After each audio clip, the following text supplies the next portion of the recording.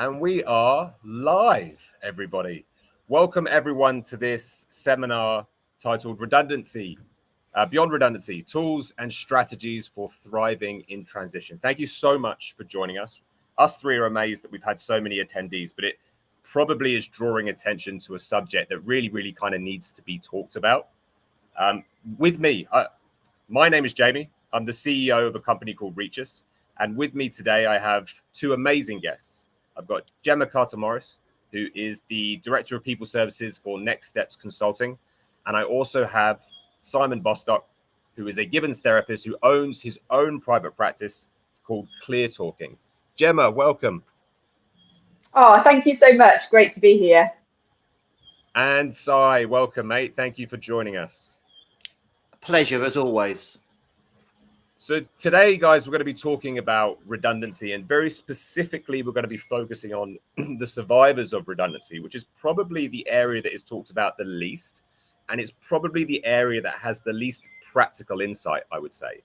Now, we were having a little chat before this started, and there's been 180,364 redundancies in the UK already this year, which is a huge amount. And I think, Si, you said that in the last couple of months, we've had about 80,000. So the majority have come just in the last sort of quarter, I guess.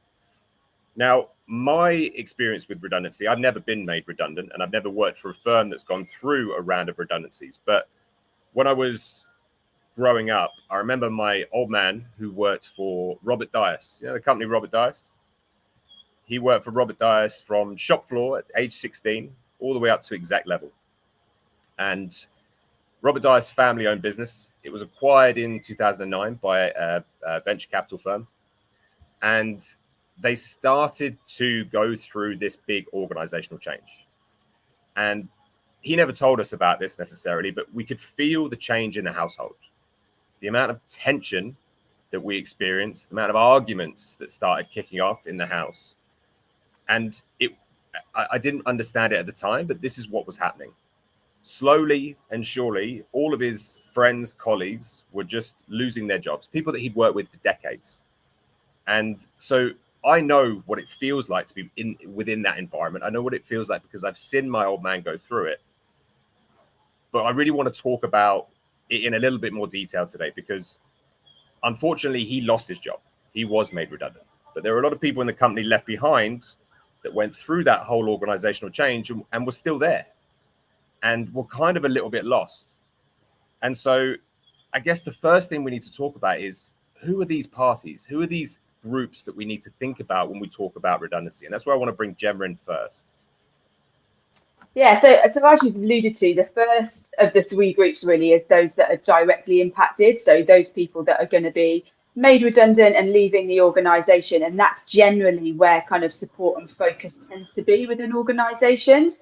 Then the second group is those individuals that are massively involved in the redundancies, that are delivering those messages. So people teams, HR teams, those managers that are involved in those conversations and those consultations. And, this can be a really emotional and stressful time for these individuals, which can kind of impact on well-being and productivity for those individuals themselves. And again, we were talking just before around actually some of those individuals that are delivering those messages might actually be made redundant themselves as well. So they're on kind of both sides of the coin, which is really difficult. And then finally, there's those survivors. So there's those individuals that have been through that change and transition, all that uncertainty, all that upheaval, seen colleagues leave, been through all that emotion, but then are staying within the organisation. And I think the key thing with kind of restructures and reorgs is it needs to be seen as a big change or transformation project. And actually recognizing that people need to be at the heart of this. And it's not just, okay, we're getting rid of a certain number of people and then that's done. Actually, it's a much bigger program of activity that has far reaching consequences. Okay. So we had a chat before we started this about what it's like to experience this. I saw it firsthand. It completely crippled my old man. Anxiety, depression, stress went through the roof. It was horrible to see. It was, almost part of his identity, this company. So I kind of want you to talk through what it's like for somebody who's working for an organization which is going through this type of change? What are they feeling? What are they experiencing? Okay, so I always put this in the context of we are in the 21st century, but our bodies and our minds are still cavemen and women. Okay, what I mean by that is being told you're going to be made redundant, or telling somebody you're being made redundant, or finding out that somebody else is being made redundant. All of those three things, it's like being thrown out of your tribe. Because if you think about a person, hello, what's your name? And the next question is, what do you do? Well, I don't do anything because I've just been thrown out of my tribe. Now, back in the day when we were running around the Serengeti, if you were thrown out of your tribe, that meant certain death. And that still feels that's the kind of anxiety. Not you're going to die, but you are extremely anxious. You are worried. Okay, the people that are left behind, they're feeling guilty. They're almost in bereavement as well as the person that's being made redundant. Okay, and if you think of if you anybody that's been unlucky to go through bereavement, okay, will understand those feelings. And the feelings of redundancy are extremely similar to that. And they ripple, don't they? Like I was saying before, this isn't just the individual that's still at that company who's gone through all that stress. It's the people that are around that person that are going to start to get impacted. So the people close to them, their friends, their family, and everyone else. It's contagious. It's contagious. It's like a pandemic almost, because it'll go through the business. Okay, it will go through the household. It will go through friends and family. People feel shame almost. Okay, and what we've got to remember is that the feeling of the individual is that they are being put on the scrap heap as almost. Okay, but the reality is that the job is being made redundant. That title is being made redundant. That part of the business is not happening anymore. Okay, it's not about the individual. But because we identify so much with the tribe and with our job, okay, that's the thing that we need to recognise that people are going through. Okay, and there is also in the people that are left this survivor guilt. Now, why wasn't it? Why was Fred doing it? Why was Fred gone? Why am I still here? And then, of course, the next thing is, am I going to be the next one? And that must be incredibly stressful, especially if Fred is your mate or somebody that you've worked with for a very long time. Yes. So how does this manifest then? So let's imagine a company has been through a big season of organizational change, and they've got to this point where 30% of the organization has been made redundant. Those that are left are almost in charge of driving forward into this kind of new era. But what damage has that round of redundancies done? Jem, can you jump in on this one? Yeah, so first of all, I suppose there's a lack of trust that starts manifesting within an organisation, especially if the communications haven't been particularly good or transparent. There's this whole bit around kind of psychological safety and actually people feeling fearful for their jobs. As you said, am I going to be next? There's this kind of lack of productivity that comes, lack of motivation, engagement levels tend to drop. You might see higher levels of kind of absence, particularly through kind of work-related stress as a result of everything that's going on. And as Simon said, it's contagious. It's that knock-on impact. It starts to impact every single person within the organisation and the role that they do, and yeah, those productivity and engagement levels. My company is a mental health provider. And so the majority of organizations that reach out to me, many of them have just been through a round of redundancies and they want to find a way to better support their people. And I remember asking the last company, 2,000 people, as a charity, what the sentiment of the company was.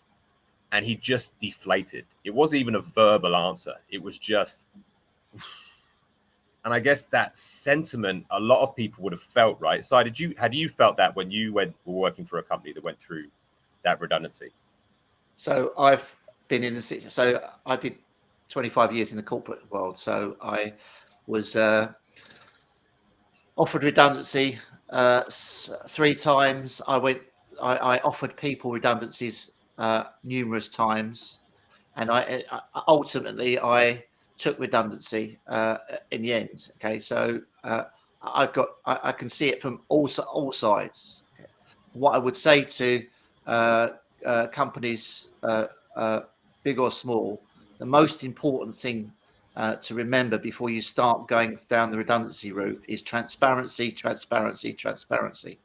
At every level throughout the organization, even though your department or whatever isn't being touched by it, okay, the how that the individuals that are being made redundant are treated and what's happening next as far as the company is concerned needs to be spoken about at every level all the time. And also the way that whoever, generally speaking, HR and your line manager are involved.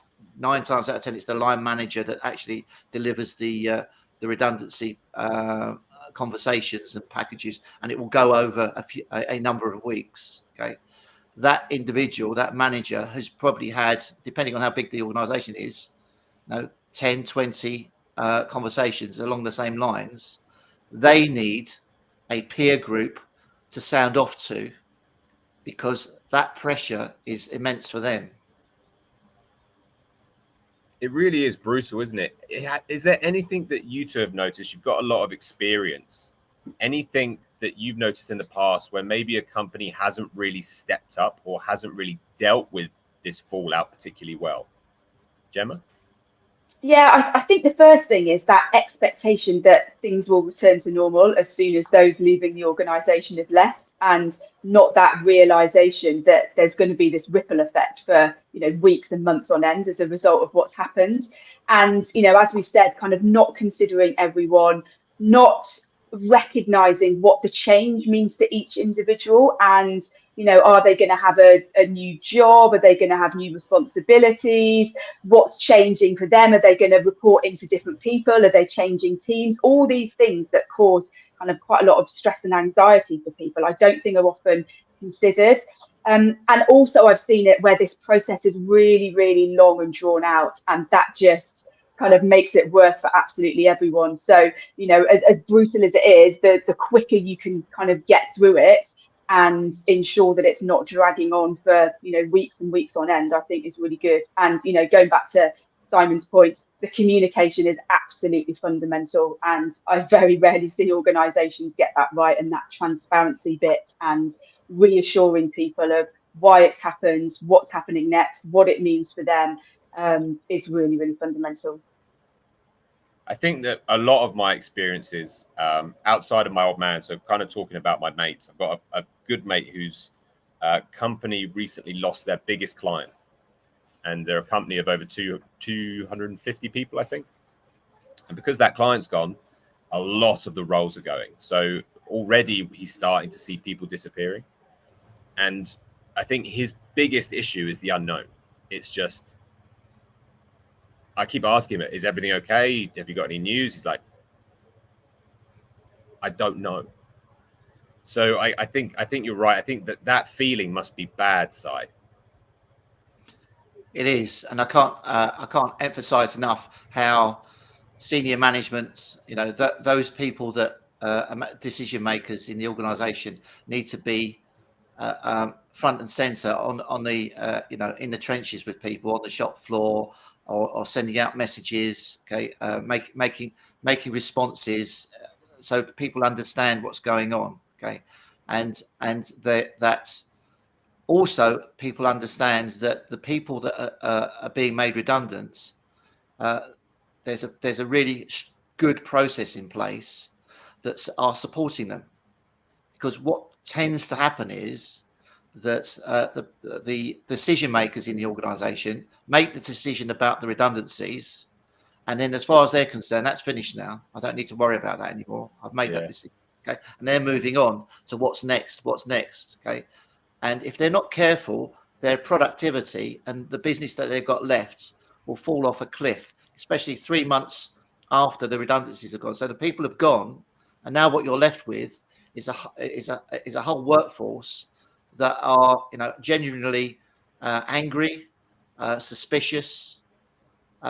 Probably that some are definitely looking for other jobs because they're thinking they're next, and so on and so forth. So you've got all this turmoil going on behind the scenes that they don't necessarily know that are going on. So they really need to grasp the nettle and have planning in place before they pull the trigger as far as redundancies are concerned.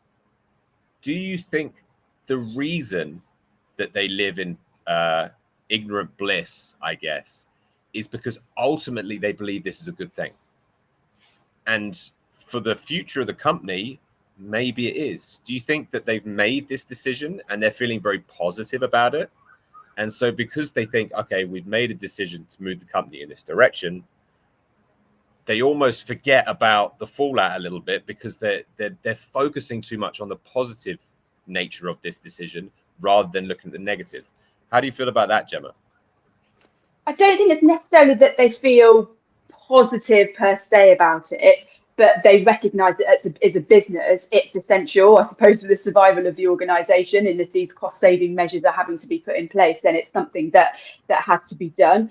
I suppose for the senior teams that are making these decisions, this will be one of a number of projects that are taking place. And so their mind is on lots and lots of different things. And so probably the time that they can dedicate to each individual project and actually ensuring that the people at the heart of this, because it's such an emotive topic, probably isn't always there.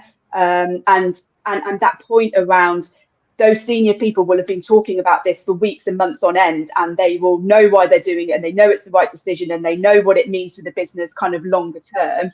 That actually when people are hearing it for the first time, those senior people have always moved on, haven't they? They've gone, we've made the decisions, we know why we're doing it, right, we're on to the next thing now. Whereas for those people that are hearing it there and then, actually the whole world comes crashing down almost, doesn't it? So as I said at the start, I think it's about really thinking of it as a project and what actually is going to be the impact on each of the different groups and all of the people within our organisation, and how do we mitigate that risk as much as possible to ensure that we're not having those knock-on impacts around, decrease in productivity and increases in absence and all those things that we just talked about. So it's really thinking it as a project and putting the people kind of at the forefront of it, because ultimately your business is going to be so much stronger actually if you can get through this well and actually do all those things that we've talked about and we'll talk about to ensure that the impact isn't huge on the business.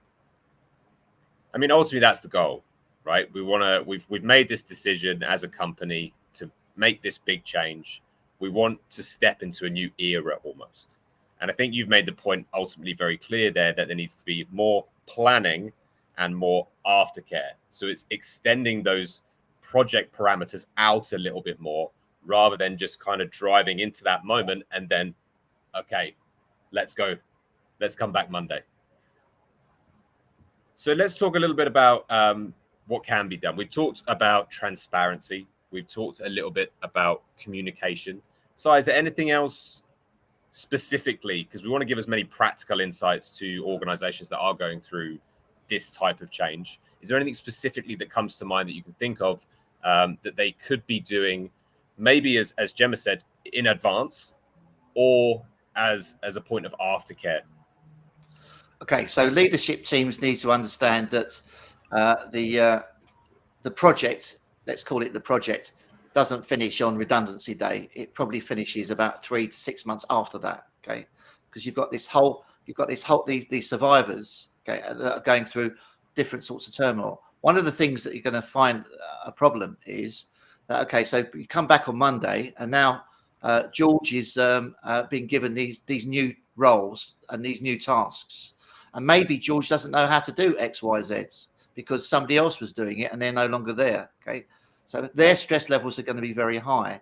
Also, they're going to be very conscious about saying and doing the wrong thing to their line managers because they're going to feel very concerned and worried about their own situation and what happens if I'm rocking the boat and so on and so forth. Okay, so lots of things may get buried especially in the first 6 weeks, because people are almost like they're bunnies in headlights. They're really worried about their own performance and whether they're doing everything right. The reverse of that is that people are going at 100 miles an hour on Monday because they need to be seen to be doing the right thing, and so on and so forth. And those are the people you need to watch out for, because give it another couple of months of doing it at 100 miles an hour, they're going to be in burnout mode. Yeah, I see that. Anything else, Jen, that you want to add to that kind of advice? Yeah, I suppose one thing is around how those that have left the organisation have been treated, and actually if they've been treated well and supported and, you know, been given some outplacement or some further help in terms of what next looks like for them, then those survivors within the organisation still get a sense that the organisation cares about people and wants to do right by people despite these difficult decisions that have had to be made. So I think how you treat those people that are leaving, I think, is really important. I think things like maybe offering some flexibility for those people that are those survivors, just, you know, if they need a little bit of time out, if they need to work from home for a little bit, if they need to kind of change their hours to deal with how it is they're feeling, just, you know, whatever organisations can do to really support those people that have been going through kind of all those changes. And then I suppose signposting to whatever support is available and potentially putting in place some more support at that sort of 3 to 6 month period post the redundancy, so people can really get that help that they need. And I think finally, just talk to people, listen, understand how people are feeling, what's been impacted for them, you know, what they're finding difficult, what's changed. If you actually listen to people and understand what's going on for them, then you can start to think around what else you might need to put in place as an organisation to really allow these people to thrive after such a period of transition. I totally hear what you're saying. I'm trying to think of it being implemented practically, and I'm trying to think of the issues and the obstacles that people are going to come across here. I guess that if senior leaders come in with that attitude of empathy and flexibility and communication, but it doesnking get passed down necessarily, because managers are stressed and anxious and still feeling all of the stuff that Simon was talking about. How do we make sure that those people, who I guess are the main group that need to be giving this empathy and flexibility and communicating properly, how do we make sure that those people are in a state where they can? Si? They need to be able to vent. They need to be able to be given safe spaces. So, for example, if you're thinking there's usually they're all the same grade that set of management are, okay, and having them having a peer group while this whole process is going on, okay, because within that peer group, you know, depending on how big the organisation is, there'll be other people that have gone through this similar process before, okay.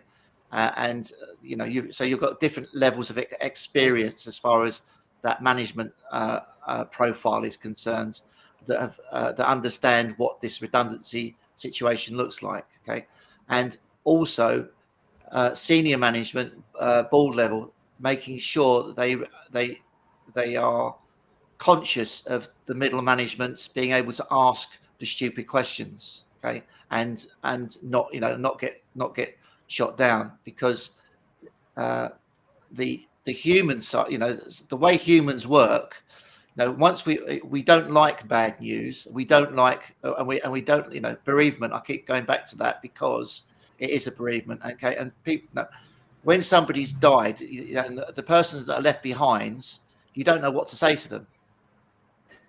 Well, guess what? If you're the senior manager, you don't really want to dwell too much on the redundancy side of things. You want to look for the future and the progress of the company and so on and so forth. That's the natural, the natural thinking of that individual or those individuals. Okay, but they need to realise that they're, especially their middle management, they're going to be in a great deal of turmoil, because they're going to feel very guilty about processing what they've done in terms of, they may have gone through. I mean, I worked in a really big organisation, and you're talking about seeing, 60, 70, 80 people at a time, okay, through the course of a week, and saying, you're going to be made redundant potentially. Okay, so it goes on, and because it's a large organisation, that process takes up to 12 weeks. It's a long time. It is. And we've discussed a lot of bleak things here, and it kind of makes you feel a little bit down, especially if you've been part of it or you've experienced it or people who are going through it. So I want to kind of finish on a positive note, Gemma. Is there light at the end of the tunnel? Have you come across organizations that have actually dealt with this fallout very, very well? And what was the result of that? Yeah, absolutely, there is. And again, going back to some of the things that we talked about, it's putting those people first, considering all of those three groups, putting that support in place, checking in regularly with people, communicating, being visible as leaders. It's always going to be a really difficult thing for organisations to go through. But actually, it can be done well. And I suppose looking on the flip side, I work with lots of people that have been made redundant, and most people that I work with, once they find something new, say it's the best thing that ever happened to them. So actually, there is a lot of light at the end of the tunnel as well for those people that have been made redundant who go on to do sort of bigger and better things. So it's not all doom and gloom. It's just kind of lots of watch outs, really. And as with everything that we do, it's put people at the forefront of everything. Excellent. And I'd like to very quickly finish on how you two can help either organizations that are going through redundancy or individuals who have found themselves going through redundancy or surviving redundancy. So, Simon. Well, I generally work one-to-one, okay, with an individual, okay. It's really important to get the individual to understand that, it's the role that's gone, not the person. It will feel personal, obviously, but it isn't personal. There's been a process in place, and this is what happens. What's going to happen going forward is, as Gemma quite rightly said, there's light at the end of the tunnel. Okay, and that means you've got a set of skills that you've achieved over the time you've been in employment. Okay, and those skills are definitely transferable, 100%. Okay, and it's a question of showing those people what is available, and also at the same time making sure what I do is make sure the human themselves are doing all the right things after they've been made redundant. So they're not spending their days in bed. They've got routines in place. They're actually actively doing positive things for themselves and their family. Okay, and it's not the end. It's the beginning of something new. Brilliant. Thank you very much. And Gemma. Yeah, so we're actually 20 years old this year. So we've been working with businesses for 20 years, mostly specialising in coaching, and particularly kind of that career transition and outplacement coaching. And the key things for me are, helping people re-find their purpose and their identity, re-establishing their why, building their confidence after what's been a really difficult time, and getting them to really think about what's next. So that's some of the work that we do with those people that have been made redundant. And then we do a lot of change and transition within organisations. So and hopefully I've been passionate about the fact that we put people at the forefront of everything. So making sure that businesses don't forget their people when they're going through this change. Amazing. Look, thank you both for coming on. I guess I'll finish off with me and what I do. I own a company called ReechUs, and ReechUs is a mental health provider predominantly.